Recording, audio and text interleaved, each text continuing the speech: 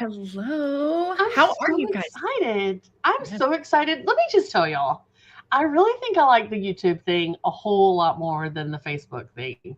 Like the fact that I could get a link so that I could text you guys, the YouTube link, the fact that you can get notified when we go live with the YouTube link, the fact that all of this stuff is indexed by search engines, that I can put a lot more freebie links and like all the stuff in the description. I think I'm going to love this. I think I'm Mm-hmm. going to love this. So, Yes. Hello, ladies. How are you? So Kelly's like, Crystal, don't talk too much. You talk too much. and then I'm talking. Let me just chat with you guys for a bit. Okay. So why are we on YouTube? Actually, we started here, kind of. Well, we started before there was YouTube, really. Hold on. Hold on. Yes, I'm going to get to that. So we started when this was Google Plus Hangouts. That is why we're called Learn to Blog Hangouts.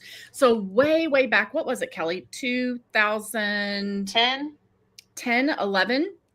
We started doing Google Plus Hangouts to help people with their blog. We have been in this industry for a very, very long time. So our videos at the time would go to one of our YouTube channels. Well, it started out on just G+, and then Google bought YouTube. Yep. So then we were able to take them and automatically go live on YouTube while we were still going live in Google+. And yeah, they would go on my channel, and then the next week they'd go on Crystal's, and then the next week mine, and then Crystal's. Yeah. So we both have on our channels all of these, let me teach you how to blog stuff. And anyway, so for those of you that are brand new here, number one, for those of you that, so eventually when Google Plus went away, we went to Facebook, and we've been on Facebook in our Facebook group for probably 9 years. And something around that time. Don't quote me. And so those of you that are following us back over here to YouTube from Facebook, thank you. Those of you who are just seeing us for the first time because you're like, who are these girls? And I'm on YouTube and I love YouTube and YouTube is my place. Well, here's who we are. So Kelly and I have both been blogging. We are considered dinosaur bloggers. We've both been blogging in this space as professionals for, I think your blog is 18 years old. My blog is 16 years old, but we've both been making full-time incomes from our blogs for over a decade, for a very long time. And we coach and train people at different levels. We coach some of the top blogs that you read out there in every niche, from food, travel, kids activities, kids crafts, education, to helping bloggers that are just trying to take off. Okay. So this is where we do our free trainings, and we do free trainings every single Tuesday at 10 a.m. Central Time. And we've been doing this since the Google Plus Hangout days, from Google Plus that then fed to YouTube. Then we had to go to Facebook. So we've been here a long time. Okay. Crystal created the group on April 22nd, 2014. Long time ago. 11 years ago. That's a long time ago. Okay. So all of that to say, you can see our faces every single week here. And if you're new here, there will be a backlog as we get going. There will be a backlog of videos that you can watch that are all about the things that we teach and train on. Now, remember, these are free trainings. We're not like we're going to give you what you need to not overwhelm you. Okay. This is not where we're teaching you how to make $1 million. Okay. This is where we're teaching you so that you're not overwhelmed. All right. Okay. So what is today's talk about, and what are you going to walk away with? So today's talk is for you if you are tired of client work getting in the way of your business. So you're a blogger who also does client work because you need to do client work to make extra money, but it's keeping you from doing your work. Okay. But client work can also be reviews. Like, okay, come on. Mm-hmm. Right? That pack of gum is not paying your power bill. Mm-hmm. Right? It could also be, working, well, really that's kind of it. Working with brands in like a free review type aspect. Because right now that's busy. It opens your brand up to other things. It gives you opportunities that you wouldn't have without this space. But it's busy work and it doesn't pay your bills. So it's also, I consider that client work. So we're not telling you not to do sponsorships. That's something that we'll talk about at some point. Sponsorships, that is a piece of the revenue pie. But Kelly's talking about free work with sponsors, right? But most of the time when we think about client work, we think about I'm a VA on the side so that I can make money because my blog isn't making as much money as I need it to make. We think about TBT and Etsy shops. that constantly have to be fed in order to make, well, not really Etsy, but TPT. You have to constantly feed it in order to make money from it. Okay. Today's talk is for you if you always find yourself in a situation where you need fast money. So you're like, oh my goodness, it's the 25th of the month and I don't get paid from the ad network until whenever they just pay me. Or it's the 7th. The Mediavine still hasn't paid me, even though they say that they will pay by the 5th. And now they've changed their language to say they will process it by the 5th. You still haven't been paid? Nope, still haven't been paid. Thank goodness I have other money. I'm not just waiting on that paycheck to come in. But I got mine this morning. Still no money. This morning. That is irritating. Okay, so that's a whole nother can of worms, people. Anyway, so if you're at the end of the month or mid-month, you're like, oh my goodness, I don't get paid again until the first of the month. What am I going to do? You need to hear this talk, okay? Mm-hmm. Today's talk is for you if you feel like you're always in a I need traffic to my site fast mindset. Again, that feeds into the I need money fast. I need to be making more money. I have no traffic on my site right now. How do I drive traffic to my site so that I can make money? Okay? So that's what you're in for today. So at the end of this live, the 3 things that you're going to walk away with are, if you implement them, obviously just watching the live is not going to make this happen, increased traffic, a balanced work life, and the knowledge of how to put your business first. You've got to put your business first. I don't mean before your kids or before your husband, but I mean before all those other things. Yep. Before TPT, before your VA clients, before insert thing here, right? Yep. Exactly. Okay. All right. So how do you do that? So how do you keep your blog's business goals at the forefront, Crystal? Yep, we're going to dive into that. So number 1, you have got to set reasonable boundaries. Are you doing this? Okay. Mm-hmm. So you have got to be able to say no. I have mad respect for people who tell me no. Okay. This is important. That tells me they have boundaries. That tells me they are following a schedule. That tells me they're not saying yes to me so that they can do a job that may not be the best of quality just because they want to say yes to the money, right? They're afraid, or because they're afraid. One thing that I say to our new kids all the time is, you can say no. I will ask them something, right? And they have this look of fear on their face. Like they really don't want to say yes, but they're terrified of saying no, right? They're like, right? You can say no. It's okay. If I'm requiring you to do it, I wouldn't have asked you if you could do it, right? Like whatever the thing is. Hey, do you mind running to the store and picking up whatever? You can say no. It's okay to say no. Otherwise, I would have said, hey, I know that you're not doing anything. You need to run to the store and get milk, right? It's okay to say no. And I'm teaching my kids, it's okay to say no. Yeah. So your new kids, they may not. Yeah, like Isaiah, Mackenzie, my bonus children, my ones that I haven't raised. Okay. All right. There you go. So I believe this is all you here. Yes. So with that said, I think it is imperative that we set that expectation, with our clients at the beginning of a working relationship, so that ongoing work, new projects that they may take on, etc., they already know, right? Don't just jump in with a client. Yes, I'll do this by Friday, knowing that you have to drop everything to make that happen by Friday, because now they expect that every time. Set that boundary right at the beginning. Setting those boundaries in terms of objectives, timeline, budget that are realistic for yourself and for the client's expectations, but also it's important to communicate what's possible and what's not possible within each time frame, as it's going to help ensure that expectations are managed from both of you. Okay. I have no problem hiring somebody that tells me it's going to take them 2.5 weeks to get to it because they have other things on their agenda. But if somebody gets it done like overnight, then I assume they don't really have any other clients.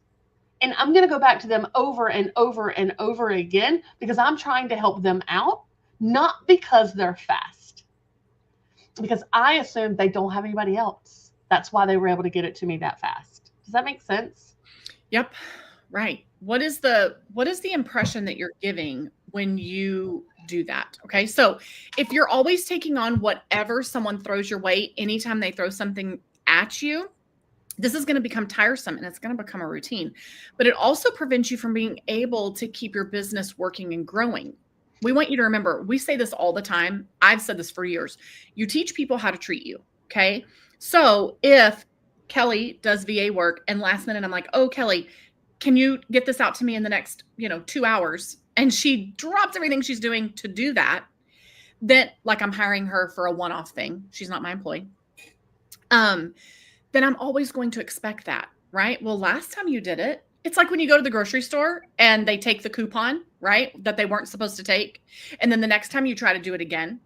And they're But like, if they say, look, I'm not supposed to take this, but I'm going to do it this one time, right? And you're like, well, last time they took this coupon, you're setting a precedence, Yes. right? You're setting an expectation. Okay. So just keep that in mind. All right. What's the next thing that they need to think about? Prioritize your tasks based on goals, right? So how do we do that? When working on client projects, you need to prioritize the tasks based on your own personal business goals first, not just those of your client. This could mean setting aside time each day or week that's entirely dedicated to attending to your own business needs before tackling any client-related tasks. There is a lady in Six Figure, actually, she's one of our coaches, that has it one day a week that she does to client work. Mm-hmm. And that's it. Now, right. I'm pretty sure that she started out with a couple of days a week going to client work, but as she's grown her own blog, right. she's able to lessen that, right? So I know that if I have something techie that I need Monique to do, I know it's not going to get done until Thursday. And it may not even be this Thursday. It may be next Thursday because this Thursday could be booked. So I've learned that with people on TikTok wanting to do collabs. I've learned that. Oh, okay. I'm a travel professional, not someone that wears jewelry, not a good fit. Right. Exactly. What fits into your... I don't know. I travel with jewelry on. Well, but what she's saying is... I get it. Right. There are all these jewelry places that constantly, oh, you have 3 followers. I can send you free jewelry, but it's going to cost you the first time. Right. Oh, really? Yeah, girl. It's everywhere. Just about every time I create a new Instagram, that's like within like 10 followers. I noticed you on Instagram. Okay, go away. All right. So when an existing client reaches out to you and throws a last minute project your way, if that project prevents you from being able to get your regular work done for your blog this week, not the other client work that you've made commitments to, but your blog, right? Because your blog's not going to grow if you don't give it the attention that it needs. And frankly, the reason why the blog that you're doing the work for, that you're doing work for someone else, the reason why their blog is growing is because you're working it. Someone's working it. It's you putting in the work. So if taking on a last minute project from somebody prevents you from being able to get all of that task work done that you have identified for your own business, for your own blogging business, really, honestly, you should be saying no. Okay. And if a new client reaches out to you wanting a fast turnaround on an unexpected project, it's back to what I said earlier. If you bend over backwards and jump through every single hoop to say yes, you are setting the tone for future work. You're teaching them how to treat you. You're giving that message that you're desperate for work. You're giving that message that you don't have a schedule. Okay. So think about that. Yep. If you're not willing to put your blogging business first, or at least give it some level of priority, no one else will either. Right.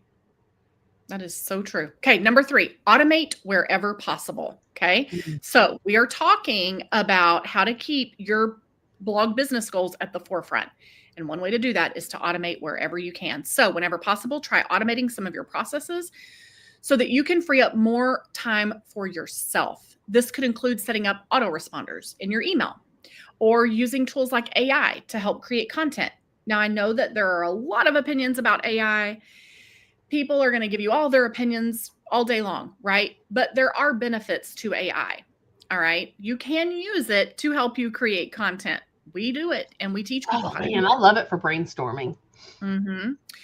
You can automate you can create templates so that you can automate in that area so that they can be used over and over and over again. So like creating templates for, one of the things that I offer on my blog is education printables. So we have templates that are used so that my staff can quickly, here's our template for printable books. Here's our template for number puzzles. Here's our template for the mega packs. You just swap things out. They know what to do. It makes them work faster, which helps my business run faster. There are plugins that will help you create content better. Think of all the things that you can do to do some level of automating. Are you doing that? That's going to help you. Okay. That's going to help you keep your business goals at the forefront. Yeah. So how can you automate to make running your own business more streamlined and efficient? How can you use tools like, I don't know, Meet Edgar, SmarterQ, Tailwind, Airtable, like those things to help you? What I want you to do is I want you to make a list of the things that are redundant in your daily or weekly tasks, and then start working your way down the list, finding tools or processes to help you accomplish them faster. Shaving off 3 minutes on 10 things saves you 30 minutes today. What can you do with an extra 30 minutes today? Yeah. What can you do? What would you do? Don't All think, right, well, it only takes me 5 minutes. What if it could take you only 3? Or what if it didn't take you any time at all? Right. Exactly. Exactly. And I mean, honestly, something that I just outsourced and have handed off to someone else is email. And it literally takes 15 minutes to create email. But do you know how freeing it feels to know that I don't have to do that? And I love doing email. Well, Crystal, it takes you 15 minutes twice a day, 7 days a week. Yep. So what is that? Plus 30, that's like 3.5 hours. Right. Plus additional blog post. Plus additional emails like for promoting new products, promoting the membership, promoting sales, promoting Amazon, whatever it is. There's so much that goes into this, guys. If you are walking into blogging thinking this is an easy way to make money, I want you to know there is so much that goes into this. But that said, it feels so good to get things off of your plate, even if they are 15-minute tasks, because it all adds up. Yep. So let's talk about 3 simple short-term ways to increase your traffic. Okay. So we talked about you being in that mindset where I need traffic fast. These are things that you can do. It's short-term, but it's repeatable short-term traffic increases. So running a business can be very exciting. We know this, Kelli, and I've been doing it for a long time, but it's very important to consider both short-term gains and long-term successes when you're making the decisions about the things that you're going to do in your business and you're trying to figure out, where do I put my time?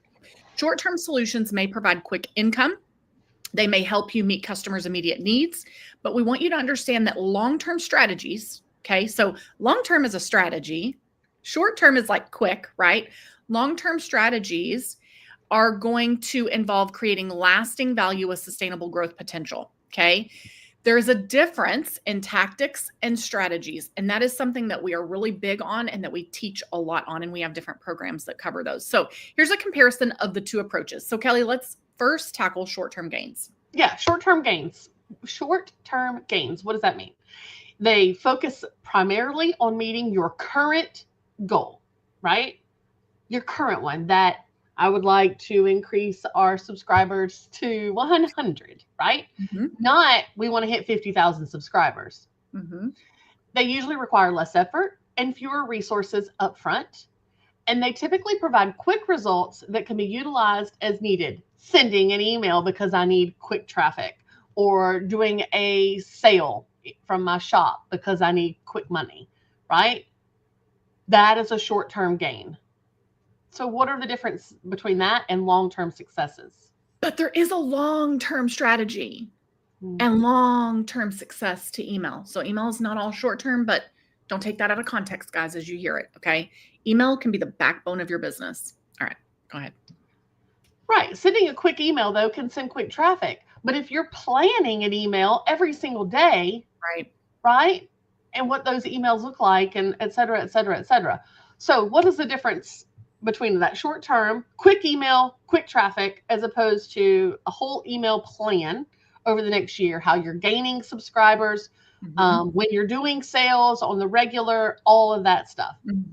Long-term success involves preparing for future goals through careful planning and strategy. So not just one email. Requires investment of both time and money to ensure that the objectives are being met, and it can lead to tangible value and lasting impact for years in the future. Setting up funnels, for example. I'm all about the funnels. When people in our coaching program don't have their funnels set up, I'm like, friend, you are missing out. Let me tell you. Okay. So the type of approach that you take when running your business is largely going to depend on the individual situation, right? There are factors within your business, but in some cases, short-term goals may be necessary to stay afloat or to keep up with customer demands. We get that. We understand that. We've been in this space long enough. We know how it works. While running long-term considerations should always take precedence if they create more value in the long run. So instead of just what does this broadcast do for my business in the short term, what does an entire email strategy with funnels and tagging and processes within look like? Okay. Well, if I create this recipe for this other blogger, I'm going to make $300. But if I put this recipe on my site and I promote it to my Instagram and my Facebook and my Pinterest, how much money am I going to make off of this recipe over the next 10 years? A whole lot more than $300. Yes. Yeah, that actually brings up a very valid point that we won't go into today, but I want to plant this seed in your mind. Do you know how much each blog post on your blog is worth? Big picture. If you keep growing your business for 10 years, that crock pot chicken and potato carrot casserole that you just published, what are you going to make off of that for the next 10 years? Opposed to what you're going to make the one time that you sell something like VA work for $15 an hour or $25 an hour. Okay. So you need to strike a healthy balance between the two extremes of short-term gains and long-term strategies so that you can find success for the long haul. Very important. All right. Next. I was trying to look up, I just remember buying a recipe one time that was at the time, back when you could get $25 recipes and $40 recipes. And it was like a lot for me at the time, right? Now I would love to find recipes at this price, but it was like $90 or something. And I remember it was like, this is insane. I'm crazy for buying this recipe, but I bought it anyway. And I was going to see how much I've made off of that recipe since purchasing it all those years ago, because that kind of puts it in perspective, right? Well, your Mediavine ad money is only going to go back so far. But I'm pretty sure I was with Mediavine. But you actually paid me $4,241.28 in revenue. Okay, how far back did it let you go? In ad money, just on that post. That doesn't count any affiliate stuff. I just did lifetime, so whatever that equals. See, and I don't know that that's accurate because I can't always get it to pull reports back to the beginning of when I joined Mediavine. I just clicked lifetime. That's an option, lifetime. Yeah. So.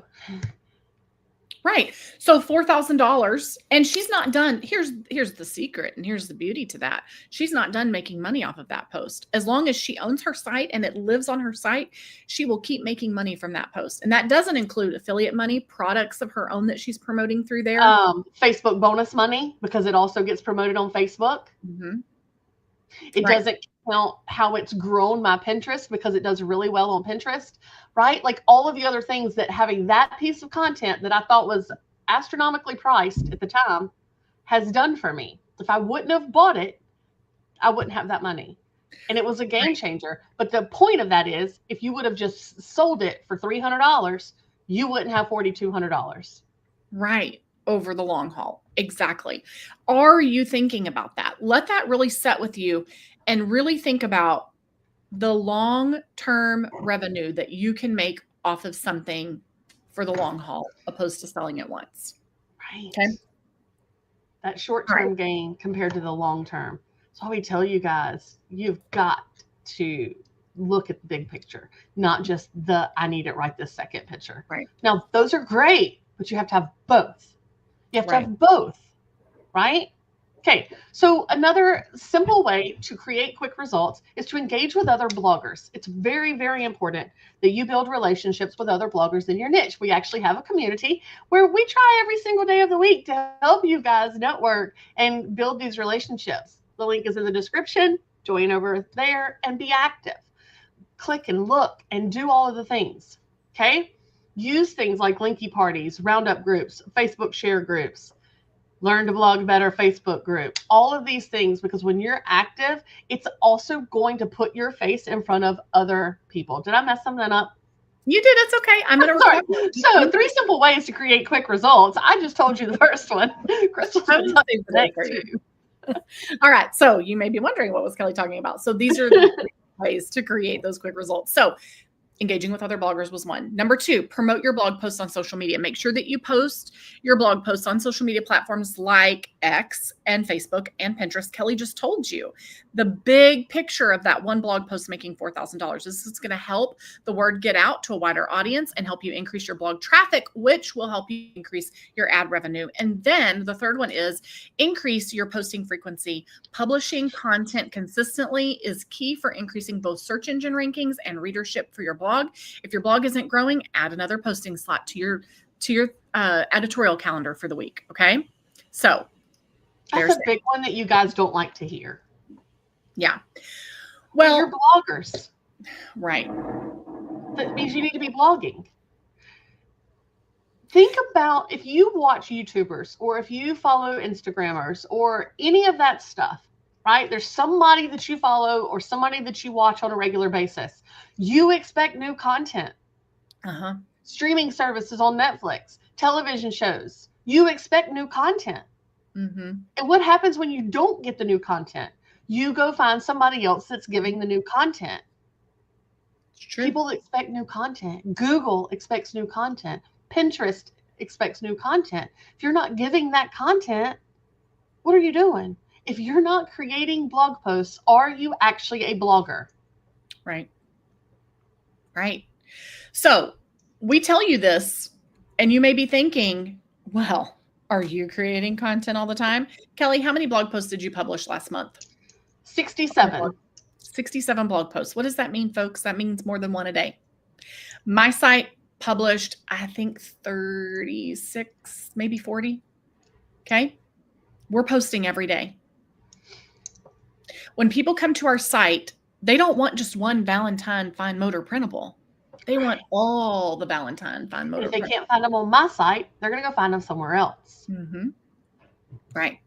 And they want the Valentine bingo, and they want the Valentine this and that. They want it all. They want it all for their lesson plan, whether they use it right now or not. They want it all. Meet the needs of your readers. They just want one chicken recipe for the crock pot. They want to know that you know how to do all kinds of chicken crock pot recipes. They want to fill their meal plan up with your recipes. They want to fill their lesson plan up for their homeschool or for their preschool classroom or their Mother's Day out with your content. Okay. All right. So let's talk about 3 ways to balance client work and your own business at the same time, simultaneously, because some of you have got to do that right now because you've got to make money because you've been hit by this or that or whatever life circumstances are. So number 1, Kelli, what's the first thing they're going to do? Number 1, you're going, guys, this is a business. We have to treat it like a business. That means no more flying by the seat of your pants. You've got to create a schedule.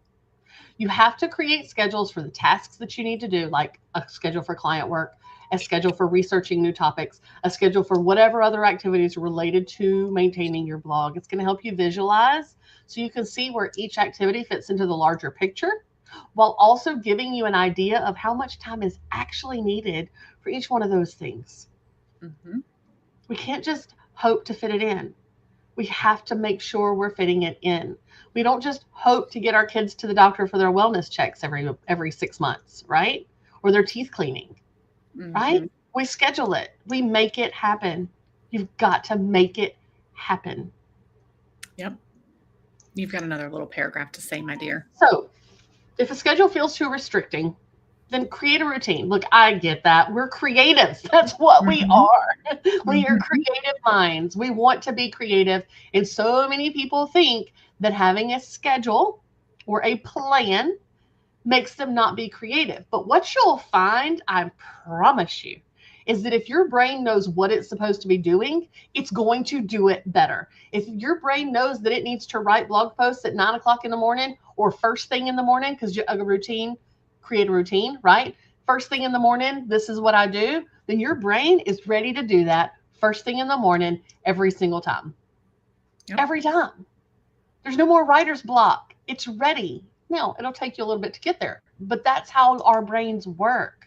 So if you can't say 9 o'clock I do this, 9:15 I do this, create that routine. Start logging each day what you're doing, and it's going to help you create that schedule or that routine that is actually realistic. Not this is what I want to do, but this is what I actually can do. Right? Right. And then as you do it, it gets easier. And then you can add more to it. Right. So I am not a schedule person, aside from there are schedule commitments like 10 a.m. Central Time every Tuesday. Obviously, there are elements of my life that require a schedule. Okay. But I'm a routine person. And so I have my morning work. I have my after our meeting work. I have my evening work, whatever it is. I love, if you're in any of our coaching programs, you know, I love a rotating schedule. Like I put my stuff in a list. A rotating to-do list is what she means. Say it again. A rotating to-do list. Yeah. Not schedule. Sorry. So I take all my things, put it in the list for the day, and what doesn't get done gets moved to tomorrow. I identify the single most important things, but I already know what those are because those are in my morning work. Like I know what I'm doing. Okay. I know that I have to get up by this time in order to get my morning work done for these commitments. Right. So you've got to be in those, you've got to create those systems in your life and in your work environment. You know, even though Kelli and I were off for 2.5 weeks for all of our coaching and blog training, we were still running our personal businesses because each of us both have personal blogs. So we were each running our personal businesses outside of while we were on vacay or pause for our coaching stuff. So, you know, you still Walmart doesn't close for 2 weeks, people. Right. You have these routines that you still must be doing. So that leads me to set aside time. Let me ask you something. What happens if you don't water your plants? How many of you guys have house plants? Like I'm all about the house plants right now, right? I love them. What happens if you don't water your plants? They die. Well, they might not die. Let's say that you're just very inconsistent about when you water them, and you only water them when you walk by and go, oh my goodness, my plant's dying, right? It's not dead, but it looks a little pitiful, and that's when you water it. Your plants aren't growing. Right. They're stagnant. Right.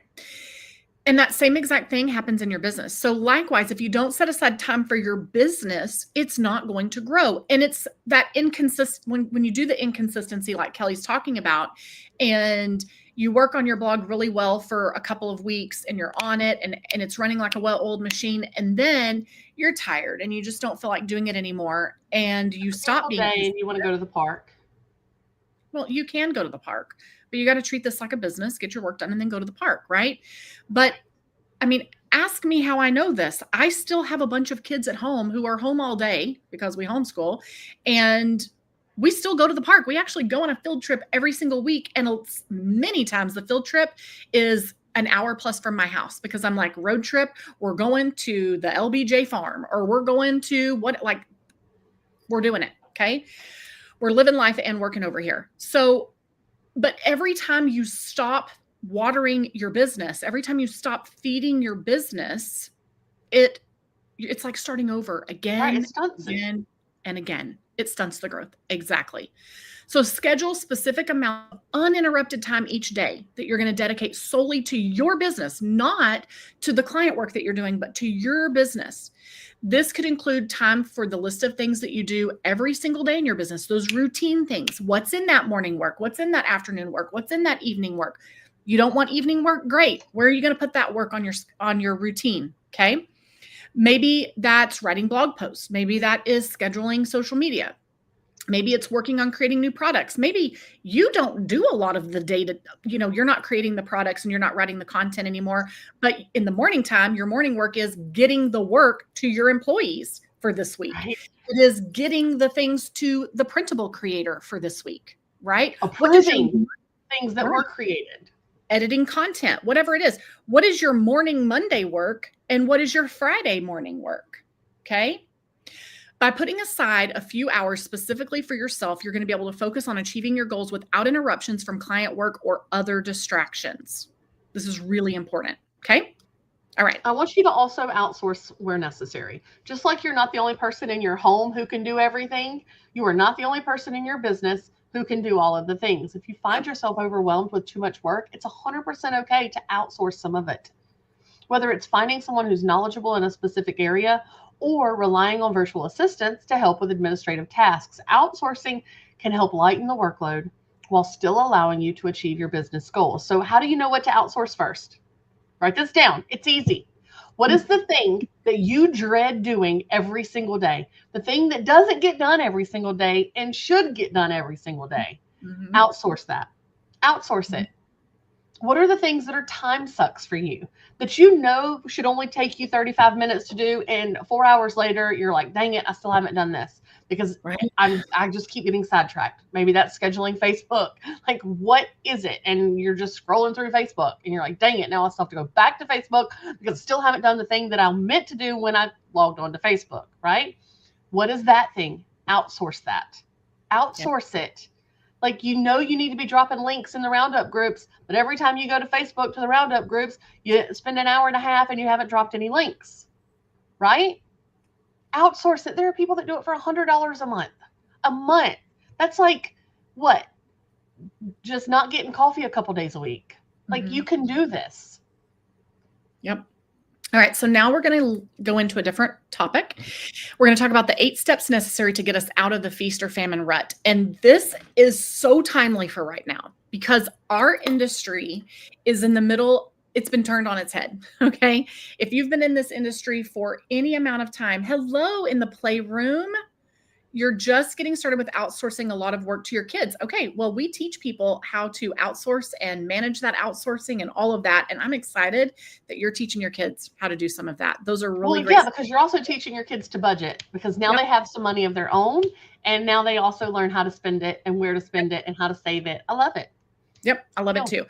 So our industry's been turned on its head, okay? We are in a famine time for a lot of people. This right, is even Mediavine's not paying on time.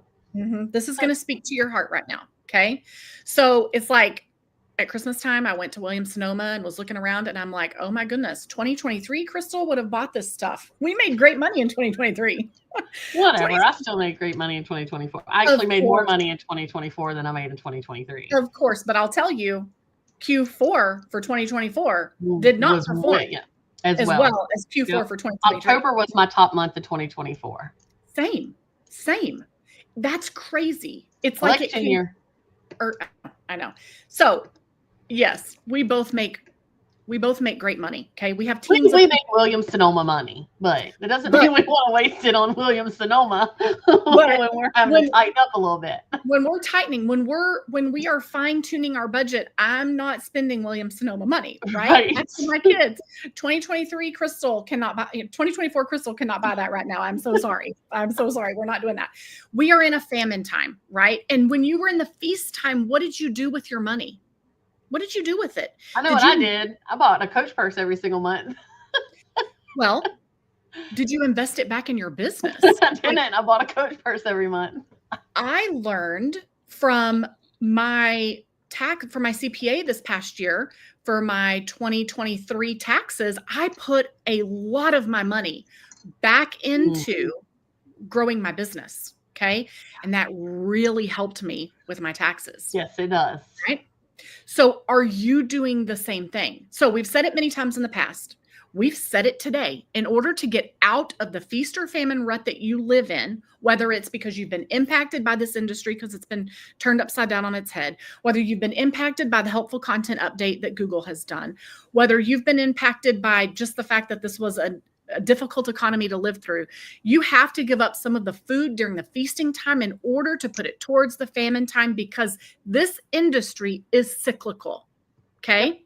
100%. We've seen this before. Kelli and I have been in this industry long enough that we have seen all of this play out before. Meaning, you have to also do the things that aren't giving you results right now, and not just the ones that are, because those long-term things that will bring you growth those long-term things will bring you growth to the point of no longer needing the feast times. Does that make sense? So there will come a time where the feast time is just the regular time for you to be growing. Right. My business has to run on June money, even though I'm getting October, November, December money now. Right. That's what we mean. Right.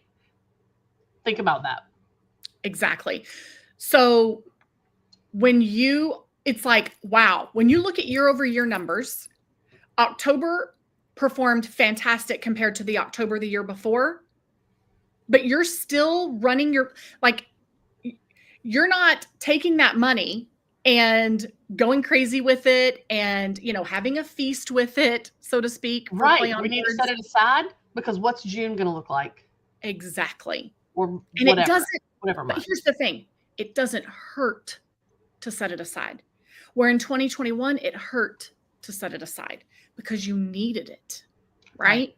The idea is to get our low blog income times, so June money, to be exactly what's needed to live the lifestyle that we want, and for that Q4 to be extra, to be things that could be invested in something big like a coaching program, $15,000 coaching program, like a new 2023, back then it was 2023, Jeep Rubicon, a massive 2.5-week Disney vacation, right?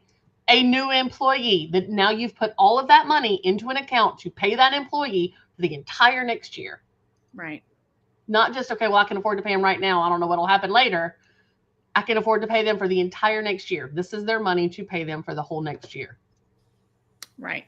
Right. Think about those things. Okay. So do you want to break from the feast and famine lifestyle cycle? I mean, maybe it is a lifestyle for you. We're going to go over step by step how you can do this. Number one, you need to assess your situation. Before you can make any changes, you need to assess where you stand right now, January of 2025.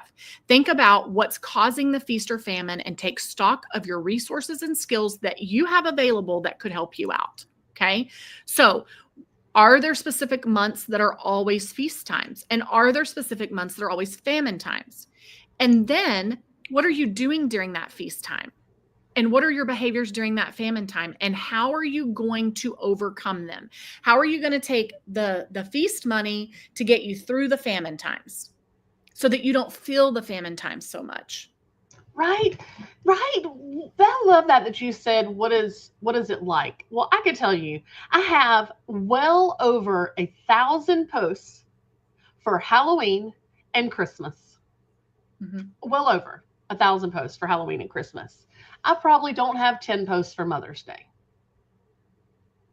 So is there any, we know Q4 is going to be great for me. I have the traffic because I have all the content, but also brands pay better, right? Mm-hmm.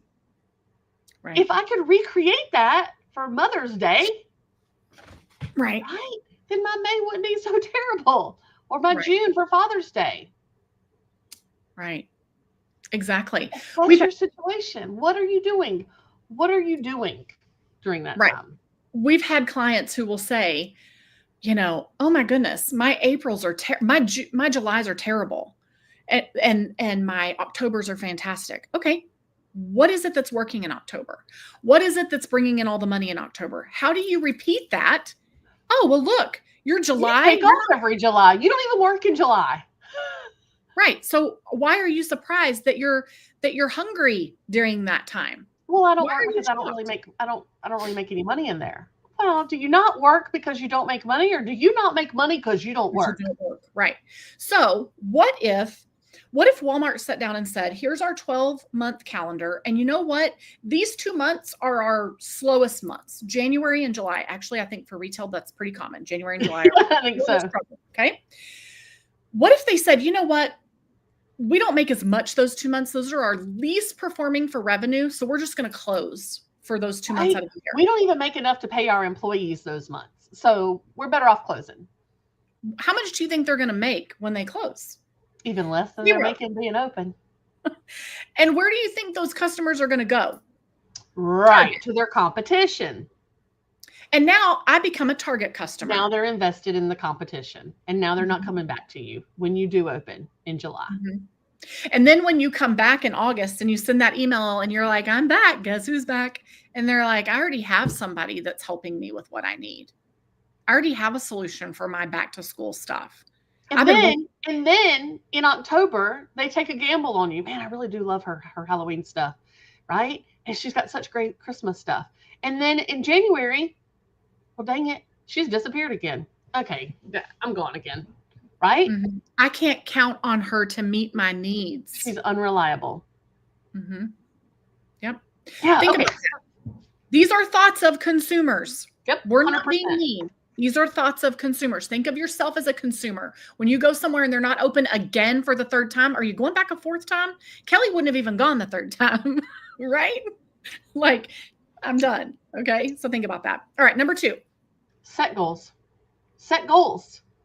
Once you've assessed your situation, I want you to set realistic goals for yourself based on what you want to achieve.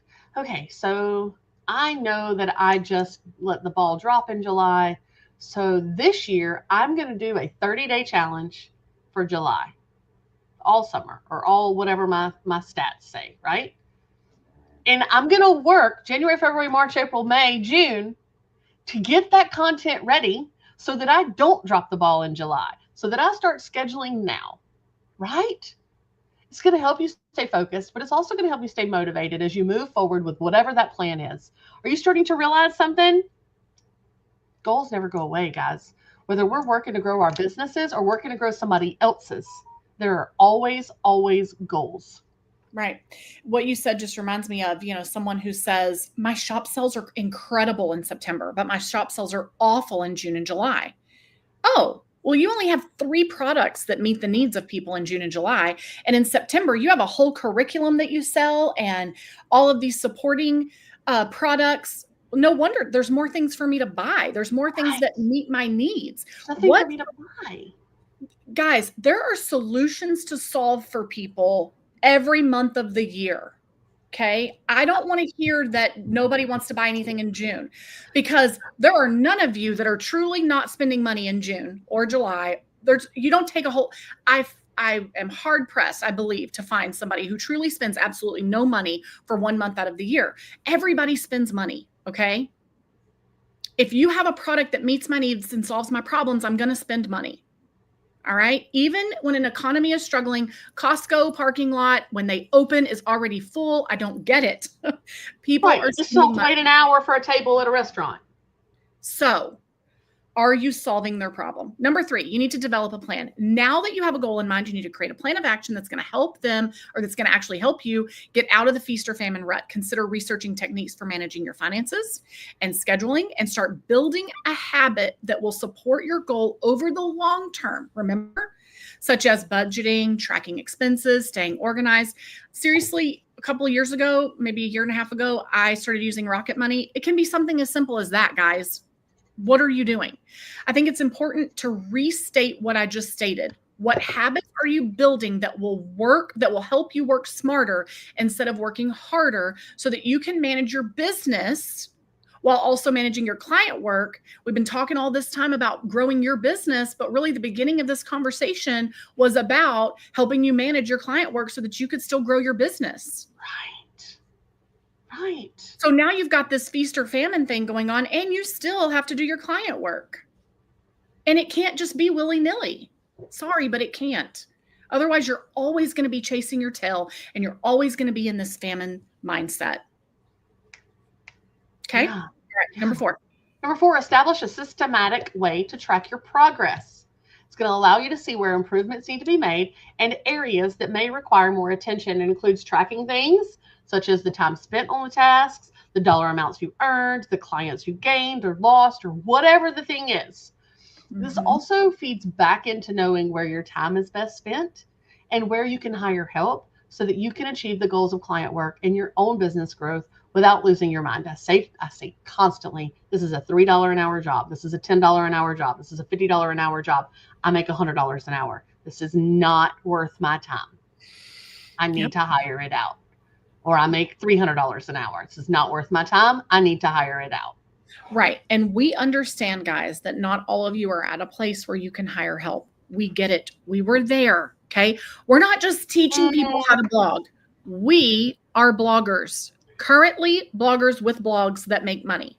Okay, but even when I couldn't afford to, even when my hair grew all the way down to my seat because I didn't have the money to go pay somebody to get it cut, even back in those days, I still hired help. I worked for $10 an hour and hired help for $8 an hour because there were things that I knew I couldn't accomplish in that hour, right? On my blog. or there were experts on things that I wasn't an expert at. It was able to move my business forward doing it that way. I made money just so I could pay somebody to work on my blog. All of that to say, you may not be at a place where you feel like you're ready to hire help, or you may say, well, Kelli and Crystal, you guys get a lot of stuff done because y'all have a team of people that are working for you. The reality is, what we have set up for us, you can have set up for you too. Mm-hmm. Okay. We guide people through that process all the time. Yep. We hold people's hands through that process all the time. All right. So the next thing I want you to think about is prioritizing tasks and deadlines. In order to ensure that deadlines are met and that tasks are completed on time, it's important to prioritize certain tasks over others. So you need to take time each week or each month to list out the tasks that need immediate attention. So we talk about, for years, we've had SMITs, which is single most important thing. What is your single most important thing, right? We know that those are the things that need our attention first. That's in my morning work. Set aside dedicated blocks of time for these things. Are you doing that? Or are you just showing up and putting out fires all day long? That's a problem. Right. That is famine mindset. Yeah. My morning work, pretty much any day of the week, by about 10 o'clock in the morning, I can be done. All of those things that have to happen today are done by about 10 o'clock. Most days. Mondays, I need them done before 9:30. Tuesdays, I need them done by about 9:30 because I need a little bit of time to set up my stuff here. Wednesdays, so my Wednesday morning work looks completely different because I've got to be done by about 7:45, right? I know this. So once I go live, or once I meet with Crystal, or once I go to my parents, I don't have to work anymore. The have-tos are done.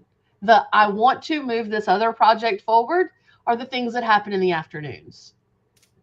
Mm-hmm. Right. So if something comes up, it's cool. It's done. It's handled already. I don't need to panic about it. I did it when I got up at 5 o'clock this morning. Right. Mm-hmm. Number 6, I want you to identify resources. In addition to setting your goals and developing your plan, so you set your goal, you develop a plan. Now we need to identify the resources that can help make reaching those goals easier. What can we use to make sure that we're posting every single day on Facebook if that's our goal, right? Or every hour on Facebook if that's our goal. What can we use to make sure that we're getting shorts when we're also going ahead and doing our videos? What resources are going to help make reaching those goals easier? Yep. And number 7, stay accountable. As part of your plan of action, find someone who will be your accountability partner, someone who will provide regular check-ins throughout the process so that they can encourage you and motivate you as needed and hold you accountable and be like, hey, Kelli, you've had this on your list for a month. And I know it wasn't the most important thing. It wasn't the SMIT, but it's still on your list, and it's renting space for free on your to-do list over and over and over again. When are you going to get that done?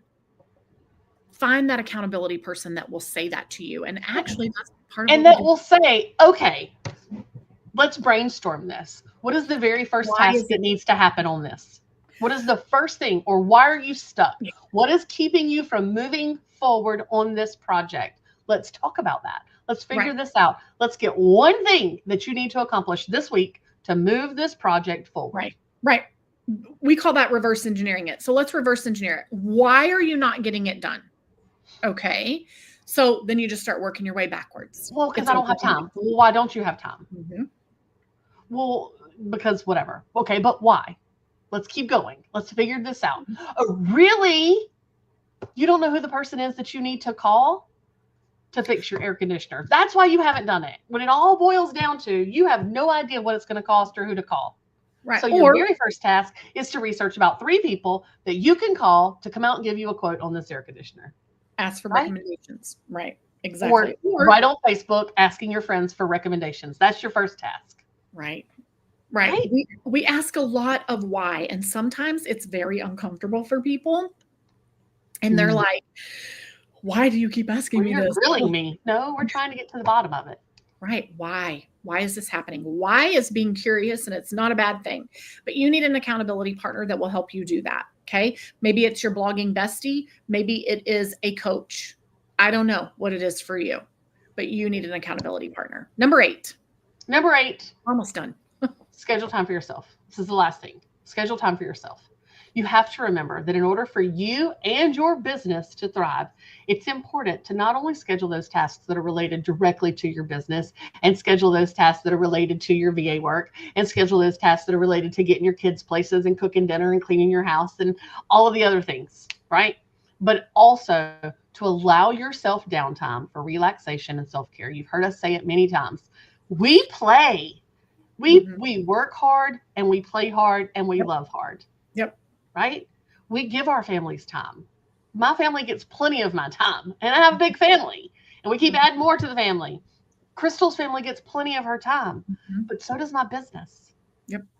And so do I. I take just about every day, I take a long bubble bath. I color, I read, I do crafts. I have time for myself because that's what prevents burnout. And that's what allows you to have the energy and the clarity of mind necessary to tackle all of that hard stuff. Yep. Okay. So here's something that we want you to do. We want for you to start tracking your work. And we get it. This may feel like a very dreadful and overwhelming thing to do, but by tracking your daily work, it's going to help you create a realistic schedule. If you want, not from 9 to 9:30, I do this, from 9:30 to 10, I do this, or a routine. This is my morning work. This is my afternoon work. This is my evening work.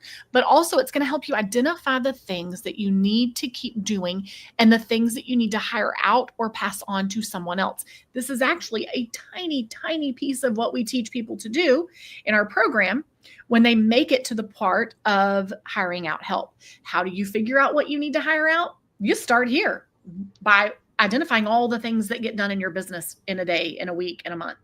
Okay. So what is the word of the day, Kelli? Well, the word of the day doesn't matter now that we're on YouTube. For this week, you can just click the link right in wherever it's at in the description to get your free printable. It is going to take you directly to Dropbox. No need to input any kind of information. You're just going to grab the free printable right there. Moving forward, we hope to make it super easy for you guys. We're looking into a way for you to text a number or a code word to a number to get your free printable. That will also allow you to opt in to our text messages. So we can tell you going live in about 25 minutes. And here's the direct link to YouTube. Yep. So we're working on it, guys. We have goals. We just have to figure out, we know how to set it up for these things, but we don't know how to set it up for this exact thing here where we say text 1, 2, 3, 4, 5, text the word track to 1, 2, 3, 4, 5, and we'll send it to you. For today, we're going to let you grab it from the URL, but that's not always going to happen. Okay. So I just dropped a post in the Learn to Blog Better Facebook group for forming a peer group for travel bloggers. Awesome sauce. That sounds like fun. So don't forget, guys, we do have the Learn to Blog Better Facebook group that's free for you to join. And there's there's almost 5,000 bloggers over there. So we also have, if you go to our sixfigureblogstrategy.com site or down in the description, there's a link. You can download Efficiency Secrets for free. It's our secrets to being more efficient in this space. Yep. Download that. Because remember, guys, we aren't just teaching bloggers how to make more money. We are bloggers. We are currently bloggers who own blogs that are successful. And the things we teach you to do are the things that we're doing. Okay. Don't forget to like and subscribe. Hit that red bell, whatever those people say on YouTube. Hi, guys. Like and subscribe. All right. Y'all have a great rest of your day. This was a long training. It was an hour long and it was fun. Thanks for hanging out with us. All right. We'll see you next week, 10 a.m. Central Time. Put it on your calendar or like and subscribe. And let us know what you think about us being on YouTube. Bye. Go ahead. Bye.